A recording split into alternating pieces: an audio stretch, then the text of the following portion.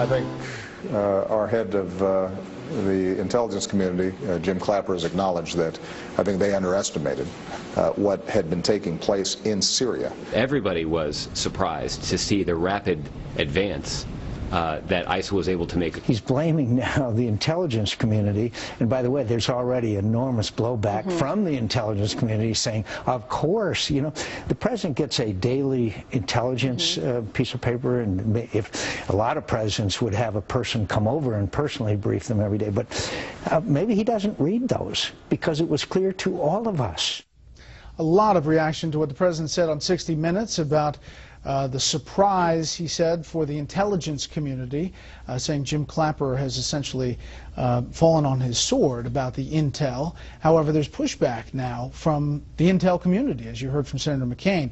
This is a quote from then DIA Director General Flynn, and he's testifying in February. Says this: AQI, ISIL, probably will attempt to take territory in Iraq and Syria to exhibit its strength in 2014, as demonstrated recently in Ramadi and Fallujah, and the group's ability to concurrently maintain multiple safe havens in Syria. This is public testimony in Congress.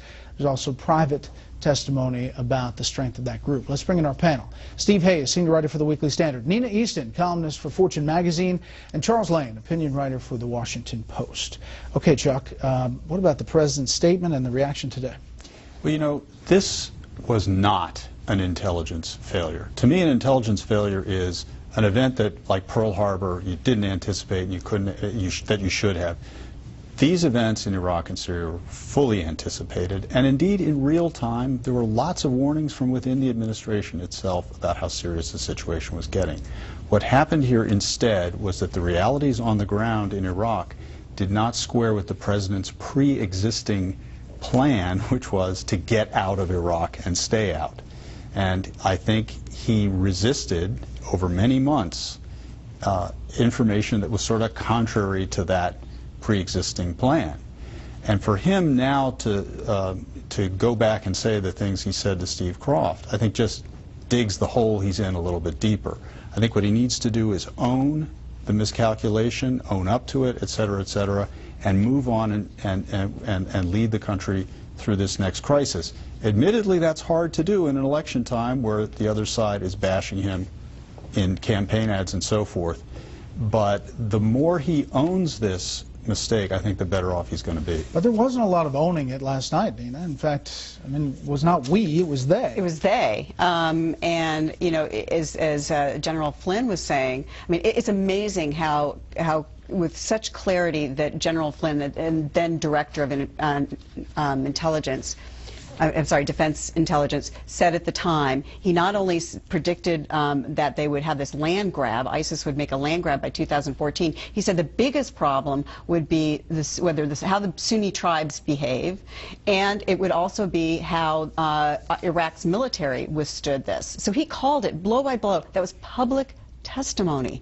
There were people in the media, including on this panel, talking about the clear and present danger of ISIS going back, I would say, a year now. I mean, that's something to keep in mind. It's been on the media radar screen for that long. So how can you say that they didn't call it? By the way, also Clapper's comments, if you put them in context, what he said was we underestimated whether the Iraq military would stand up.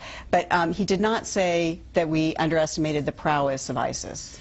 I want to play this other semantics issue that the administration has about what is this group, Khorasan, in Syria. In January, President Obama refers to the Islamic State as a JV team. Days later, the Armed Services Committee holds a hearing on new global threats. Senator Kay Hagan, absent. In fact, Hagan's missed half the Armed Services Committee hearings this year. While ISIS grew, Obama kept waiting, and Kay Hagan kept quiet. So is the Khorasan group part of Core Al-Qaeda?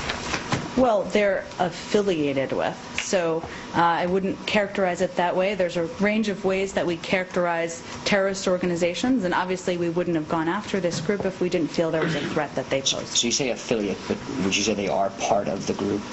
Well, I think we've characterized it a range of ways. The definitions are all really nonsense. This is just Al-Qaeda. The guys who lead the Khorasan group, as they describe it, are all senior Al-Qaeda leaders who have pedigrees that go back years, if not decades.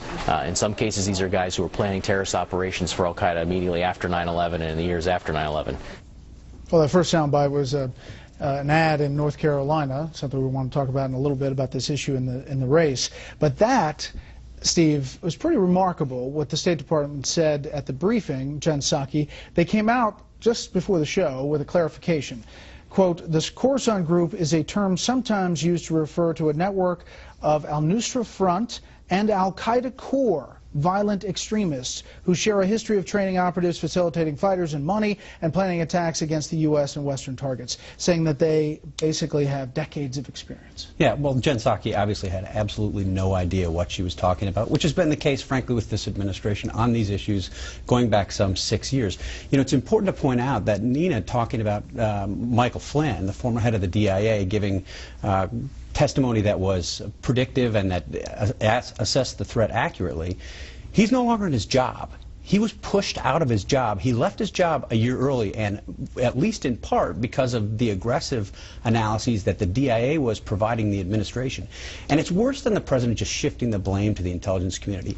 The president and some of his top intelligence officials, John Brennan and Jim Clapper in particular, pushed back on people who were saying, no, Mr. President, this is a growing threat. Al-Qaeda is expanding. It's not decimated the way that you said. One of those officials is Mike Flynn. He no longer has a job. So is it your contention that this is all about this message, that core Al-Qaeda was decimated, and keeping true to that message that the administration and the president have been talking about since before the election? Since the spring of 2012. I mean, you can go back and actually mark the speeches.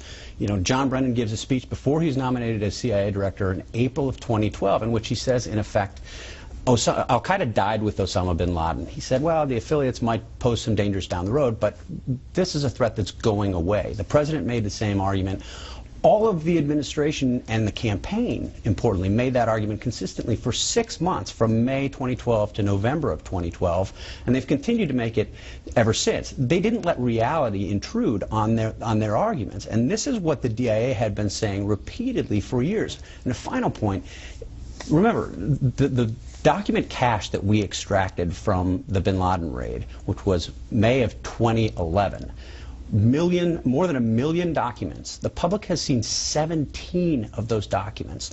Of the million documents, we've fully exploited and analyzed 10% of that cache. If we want to know what Al-Qaeda is up to, if we want to know about how the organization is evolving, we certainly ought to make it a top priority to look at those documents. You buy this, Chuck, that this compartmentalizing the threat to all these different groups and names takes away the overall umbrella that this is radical Islamic extremists trying to kill Westerners? What I do buy is that the president's been quite open about the fact that he's finished fighting wars. He said in his State of the Union address, we need to come off our permanent war footing. And so I think it's quite in keeping with that they're going to, you know, propound a narrative that's consistent with the policy that he has chosen. The problem is that once that narrative was no longer applicable back in February when they took Fallujah, that is, ISIS took Fallujah, they didn't react, they didn't change course, and that's, I think, part of why just a quick note on the timeline. February, that was the same time frame of the DIA comments. That was the same time frame of the JV comments by the president. Came right before that. Yep. Next up, Israel's prime minister gives the United Nations an earful about Iran.